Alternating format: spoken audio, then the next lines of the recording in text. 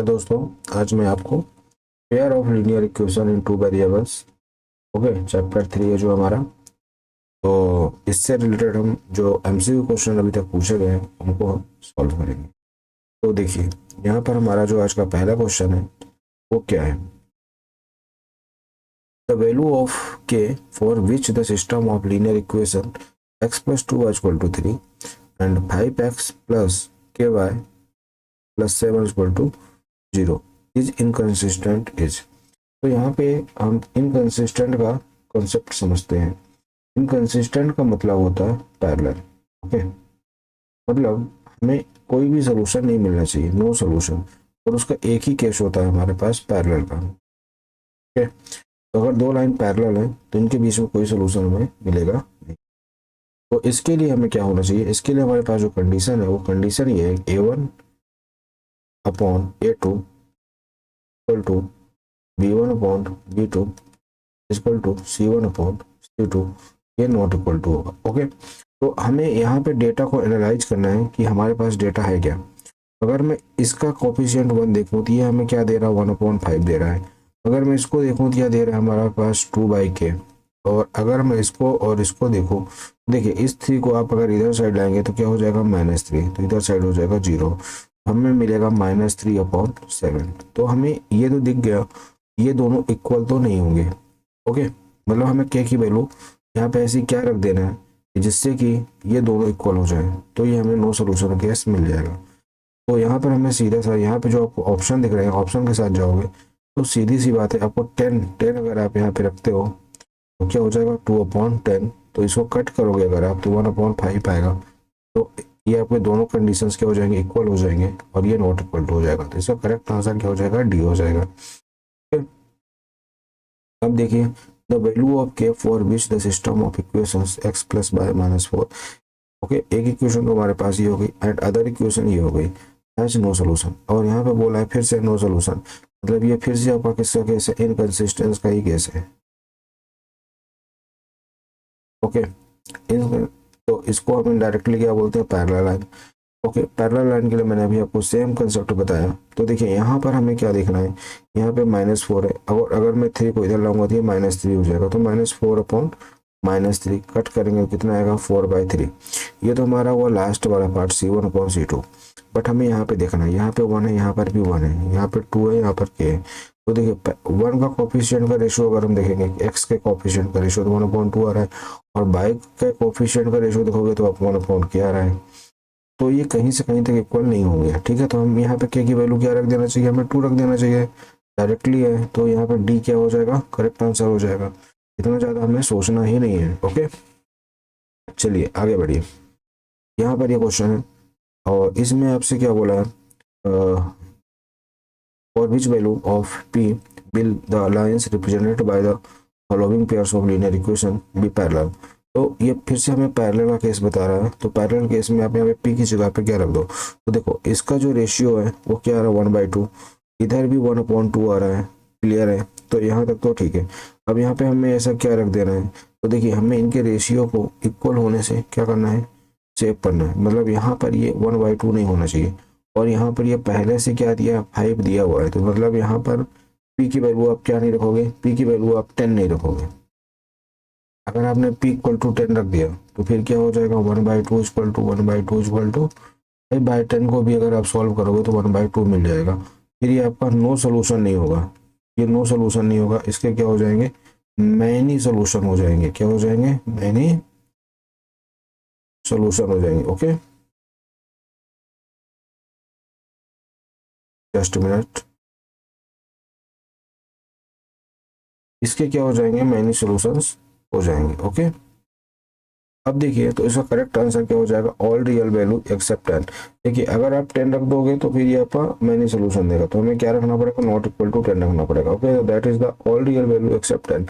मतलब p की जगह पे आप कुछ भी रख दो, 5/9 लिख दो, 5/11 लिख दो, चलेगा, बट 10 नहीं होना चाहिए। ओके, 10 से क्या हो जाएगा हमारा, A1/A2 equal to B1/B2 equal to C1/C2 equal हो जाएंगे। चलिए क्वेश्चन नंबर 4 देखते हैं। क्वेश्चन नंबर 4 बहुत अच्छा है। देखिए the 2 digit number which becomes 5/6 okay of itself तो क्वेश्चन ये बोला है कि जैसे ही हम कोई नंबर है हमारे पास, समझो यहाँ पर कोई नंबर है, अगर मैं इसका 5/6 करता हूँ ना तो इस नंबर का क्या हो जाता है, रिवर्स हो जाता है। अगर समझो यहाँ पे आपके पास 12 था तो ये क्या बन जाएगा, 22 हो जाएगा। ओके, इस तरह से आपसे बोला है। और बोला है कि the difference in the digit of the number being 1, और नंबर के बीच में डिफरेंस क्या है, 1 है। तो पहले कंडीशन को हम ऑप्शन के साथ देख लेते हैं। तो नॉन ऑफ दीज का तो ऑप्शन बाद में देखेंगे हम। इसके बीच में डिफरेंस कितना है, 3 है। तो ये तो हमारा ऑप्शन क्या हो गया, पहले ही रॉन्ग हो गया। हमारे पास ये दो ऑप्शन है, इन दोनों ऑप्शन के साथ हम जाते हैं। तो हम 45 को जैसे ही 5/6 फाइंड करते हैं तो यहाँ पे हमें पता है कि डेसिमल नंबर मिलेगा। कैसा नंबर मिलेगा, डेसिमल नंबर। लेकिन क्वेश्चन में बोला था कि इसका हमें रिवर्स मिलना चाहिए था, मतलब 54 मिलना चाहिए था।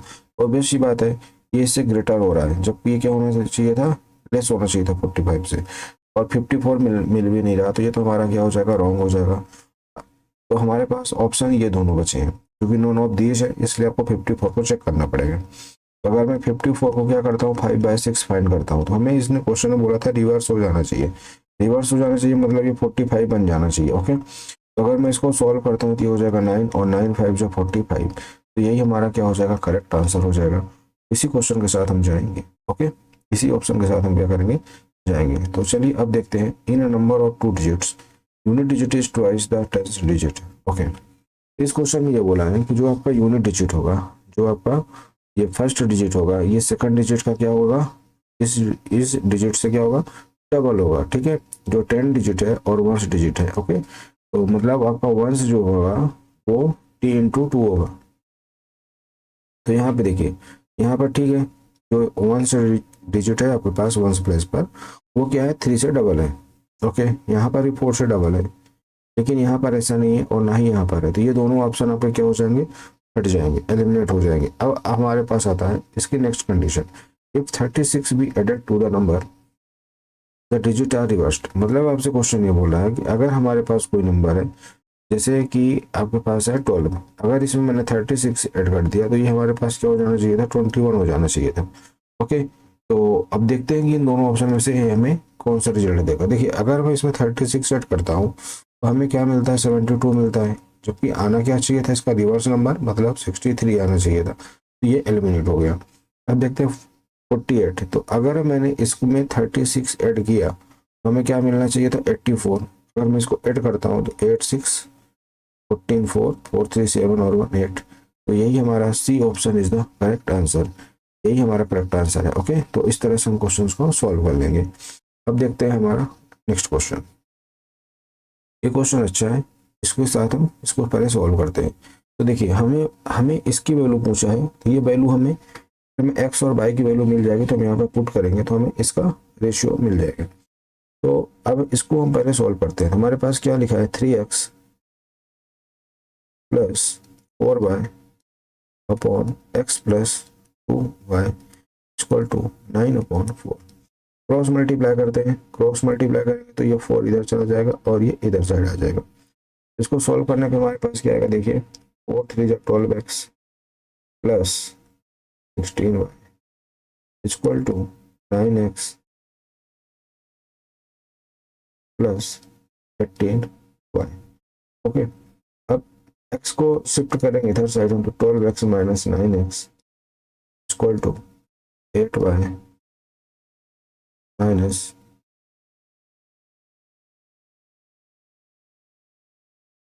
9 2 18, सॉरी यहाँ पे 18 आएगा, 18y minus 16 2y equal to 3x। अब यहाँ पे हम x upon Y equal to क्या हो जाएगा, 2/3। इसका मतलब यहाँ से हम x की वैल्यू 2 पुट करना है और y की वैल्यू 3 पुट करना है। तो चलिए हम यहाँ पे पुट करते हैं, 3x plus 5y divided 3x minus y। तो यहाँ से देखिए 3x कितना है, यहाँ पर 3 इंटू 2, x की वैल्यू 2 रखना है और y की वैल्यू 5 इंटू 3। सिमिलरली यहाँ पर देखिए 3 इंटू क्या रखना है हमें, 2 माइनस 3। यहाँ से हमें मिल जाएगा 6 प्लस 15 अपॉन 2 जो 6 माइनस 3, और यहाँ से मिलेगा हमें 15 और 6 21/3, और यहाँ से आएगा हमें 7। तो इनका जो रेशियो होगा, तो अब डिनोमिनेटर में कुछ भी नहीं है तो 1 लिख लेंगे, तो क्या आ जाएगा 7:1। करेक्ट आंसर क्या हो जाएगा हमारे पास सी। चलिए आगे बढ़ते हैं दोस्तों। आपको क्या करना है कि जो भी लोग ये वीडियो देख रहे हैं, तो आपको एक बार इस क्वेश्चन को मेरे साथ आप कर रहे हो, इसके बाद आपको खुद से भी इसकी प्रैक्टिस करनी है कि आप किस तरह से आप अप्रोच ले रहे हो कि नहीं ले पा रहे हो। ओके, ऑप्शन अगर आपको मिल गए हैं तो आपको इन्हीं में से आंसर देना है। ओके, तो अब देखिए, fraction becomes 4 when 1 is added to the both numerator and denominator. तो देखिए हम एक फ्रैक्शन ले लेते हैं x/y और इसमें 1 ऐड करते हैं और यहाँ पर भी 1 ऐड करते हैं, तो हमें क्या मिल जाता है 4 मिलता है। नेक्स्ट कंडीशन बोला है and it become 7 when 1 is subtracted from both numerator and denominator. अगर मैं क्या करता हूँ x-1 करता हूँ और y-1 करता हूँ, तो ये हमें इसमें कन्वर्ट हो जाएगा 7 में, the numerator of the given fraction. तो चलिए सबसे पहले हम इसको सॉल्व कर लेते हैं। ओके, यहाँ से मिल जाएगा हमें x+1 इक्वल टू 4y+1। तो देखिए बहुत ही केयरफुली सॉल्व करिएगा, ठीक है। तो x+1 equal to 4y plus 4। अब देखिए यहाँ से x इक्वल टू कितना हो जाएगा हमारे पास 4y-3। अब इस इक्वेशन को हम सॉल्व करते हैं तो हमारे पास क्या मिलेगा x-1 equal to 7y-1 7y-7 और इस -1 को हम इधर साइड लाएंगे तो यहाँ पे बचेगा x की वैल्यू यहाँ पे हम पुट करते हैं तो कितना हो जाएगा बताइए यहाँ पर +1। तो 7y x equal to 7y-6। Okay, यहाँ तक सारी चीजें आपको क्लियर हो गई होंगी। हम देखिए यहाँ पे x की वैल्यू क्या लिखी हुई है 4y-3। इसको हम कहाँ पुट कर देंगे यहाँ पर। ओके, तो यहाँ से आप देखिए इस x को, यदि दोनों साइड x है तो आप इक्वेट भी कर सकते हो, इस तरह से भी आप सोच सकते हो 4y-3 इक्वल टू 7y-6। अब देखिए यहाँ से तो 4y-3 है और इसको तो इसको जब हम सॉल्व करेंगे तो 4y-7 और यहाँ पे -6 है तो -3 का +3 -3 एंड -3y। ओके, तो यहाँ से क्या हो जाएगा कट जाएगा यहाँ पर y इक्वल टू कितना हो जाएगा यहाँ पर हमारे पास 1। ओके, देखिए दोस्तों यहाँ पर कुछ मिस्टेक्स हो रही है हमसे, क्योंकि यहाँ पर ऑप्शन आपका मैच नहीं करेगा फिर। तो देखिए यहाँ पर मिस्टेक्स हुई हमारी 4y+4, तो यहाँ से +4 था। ओके, तो अगर मैं इसमें से -1 करता हूँ तो ये हमारे पास क्या आएगा +3 आएगा। ओके, यहाँ पर ये +3 हो जाएगा, +3 अगर इधर साइड जाएगा तो क्या आएगा आंसर यहाँ पे -3 होगा। ओके, तो मैं इसको एक बार फिर से यहाँ पर आपको एक्सप्लेन कर देता हूँ। यहाँ से देखिए क्या हो जाएगा आपका यहाँ पे -6 -3 और -9 और यहाँ से हमें क्या मिल जाएगा, ये कैंसिल होगा तो हमें मिलेगा 3। ओके, ये माइनस से माइनस भी कैंसिल हो जाएगा तो y इक्वल टू 3। अब यहाँ से देखिए इसमें हम क्या करते हैं x इक्वल टू क्या हो जाएगा हमारे पास 4y+3 था। तो अब क्या करेंगे हम यहाँ पे 4 × 3 + 3 इक्वल टू क्या आ जाएगा हमारे पास 15। तो इसका करेक्ट आंसर क्या हो जाएगा 15 हो जाएगा। ओके, तो इस तरह से हमें क्या करना था, इस क्वेश्चन को सॉल्व करना था, क्योंकि इसका जो हमारा फ्रैक्शन था वो फ्रैक्शन क्या था हमारा x/y था, ये हमारा कितना आ गया 15 आ गया और इसका जो ये था 15/3। ओके, तो ये इसका क्या हो जाएगा करेक्ट आंसर हो जाएगा। तो होप सो आपको ये सारी चीज़ें समझ में आ गई होंगी। अब हमें क्या करना है, इसका हमें नेक्स्ट क्वेश्चन देखिए।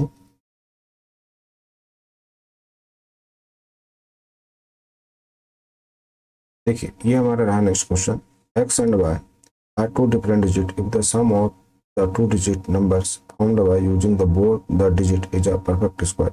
तो ये क्वेश्चन बहुत ही आपके लिए क्या है, आपको सोचने पर आपको एक क्वेश्चन क्या कर देगा, विवश कर देगा। देखिए आपसे बोला है कि x एंड y है, दो डिजिट है, तो जैसे हमारे पास 2 डिजिट है 1 2। ओके, तो इससे हम दो नंबर बना सकते हैं, तो 1 2 बना सकते हैं और 21 बना सकते हैं। ओके, फिर क्वेश्चन में बोला है कि अगर हम क्या करें, इनको अगर हम सम करते हैं, क्या करते हैं इनको सम करते हैं तो जो हमारे पास नंबर आएगा वो परफेक्ट स्क्वायर होना चाहिए, है ना। अगर हम इन डिजिट को क्या करते हैं, if the sum of the two digit, है ना, अगर हम इन दोनों डिजिट को क्या करते हैं, सम करते हैं, तो जो नंबर आएगा वो हमारा क्या होना चाहिए, परफेक्ट स्क्वायर होना चाहिए। ओके, तो चलिए अब इससे रिगार्डिंग हम अब क्वेश्चन को सॉल्व करते हैं। देखिए अगर हमारे पास क्या है, एक्स एंड वाई क्या है, दोनों डिजिट है, तो एक तो हमारे पास इससे बन जाएगा 10x प्लस वाई, एक नंबर तो हम ये बना सकते हैं, दूसरा नंबर हम बना सकते हैं इससे 10y प्लस एक्स। और अगर मैं इसको सॉल्व करता हूँ तो हमारे पास आ जाएगा, अच्छा इनका जो सम है वो क्या आ जाएगा, 11x प्लस 11y।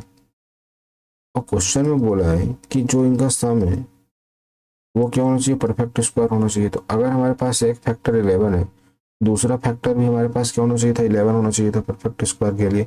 इसका मतलब अगर मैं x प्लस वाई की जगह में क्या रखता हूँ, 11 रखता हूँ, तभी ये क्या बनेगा, परफेक्ट स्क्वायर बनेगा। किसका बनेगा, 121, है ना, यहाँ पे नंबर 121 आना चाहिए था, तभी ये 11 का परफेक्ट स्क्वायर। इसका करेक्ट आंसर होगा एक्स प्लस वाई की जगह में आपको क्या पुट करना पड़ेगा, 11 पुट करना पड़ेगा। ओके, चलिए अगला क्वेश्चन देख लेते हैं। The pair of the equation 3 to the power x plus y equal to 81 and 81 x to the power x minus y equal to 3। और इसमें से हमें बताना था कि x और y की वैल्यू क्या होगी, या कि इसके नो सोल्यूशन होंगे, यूनिक सोल्यूशन होगा, इनफाइनाइट मेनू सोल्यूशन होगा। ठीक है, तो चलिए हम इसको सॉल्व करते हैं। पहले हम इस पार्ट को लेके सॉल्व करते हैं। तो हमारे पास क्या है, 3x प्लस वाई, अच्छा 81 को हम क्या लिख सकते हैं, 3 टू पावर 4। अगर हम कंपेयर करते हैं तो यहाँ से मिल जाएगा x plus Y equal to 4। Okay, अब यहाँ से देखिए क्या हो जाएगा हमारे पास, 81 X minus Y equal to, ये हो जाएगा हमारे पास 3 to power 4 X minus Y equal to 3। Okay, अगर मैं इसको सॉल्व करता हूँ तो यहाँ पे 1 आ जाएगा। तो यहाँ से अब देखिए ये हो जाएगा हमारे पास 4x minus 4y equal to 1। Okay, अब यहाँ अब देखिए यहाँ से क्या है हमारे पास, x plus Y equal to 4 और एक इक्वेशन हमारे पास क्या है, 4x minus 4y equal to 1। इन दोनों को हमें सॉल्व करना है। ओके, तो देखिए इसमें भी हम 4 को मल्टीप्लाई कर देते हैं तो हमें नया इक्वेशन क्या मिल जाएगा, 4x plus 4y equal to 16। अगर इसको हम क्या करते हैं, सम करते हैं, ये वाली इक्वेशन को मैंने यहाँ पे किया है, ठीक है, तो ये दोनों कैंसिल हो जाएंगे, ये हो जाएगा 8x equal to 17 and x equal to कितना हो जाएगा आपका, 17/8, दैट इज द 17/8। तो x की वैल्यू कितनी आ गई आपके पास, 17/8 आ गई। तो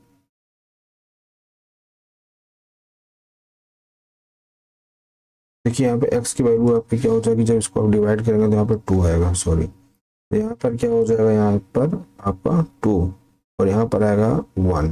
ओके, 8 2 जा 16 और 1 17, तो 17/8। तो देखिए x की वैल्यू यहाँ पर क्या रहा, 2 1/8।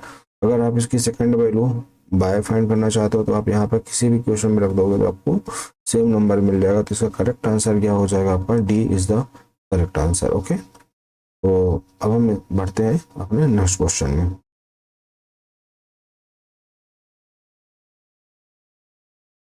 ये रहा हमारा आज का last question. The pair of the linear equation 2kx plus 5y equal to 7 6x minus 5y equal to 11 has a unique solution. एक बार आप इसको खुद से ट्राई करिए।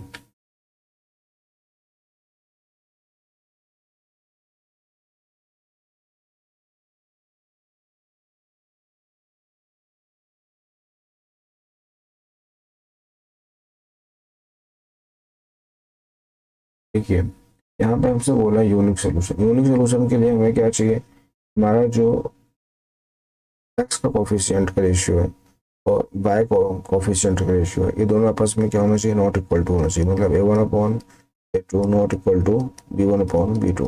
ओके, तो चलिए इसमें हम वैल्यू पुट करके देखते हैं। तो यहाँ से हो जाएगा 2k/6 और नॉट इक्वल टू यहाँ से क्या हो जाएगा, 5/-5। इसको अगर हम सॉल्व करें तो कितना हो जाएगा, ये हमारे पास 3 और इसको सॉल्व करने पर हमें मिल जाएगा -1। तो के नॉट इक्वल टू क्या नहीं होना चाहिए हमारे पास, -3। मतलब आप यहाँ पर क्या नहीं रखोगे, -3 नहीं रख सकते हो। क्या की वैल्यू क्या नहीं रखोगे आप, -3 नहीं रखोगे, है ना। तो इसका करेक्ट आंसर क्या हो जाएगा हमारे पास, A option is the correct है। तो दोस्तों आज के लिए बस इतना ही, ठीक है। अब हम मिलेंगे नेक्स्ट क्लास में,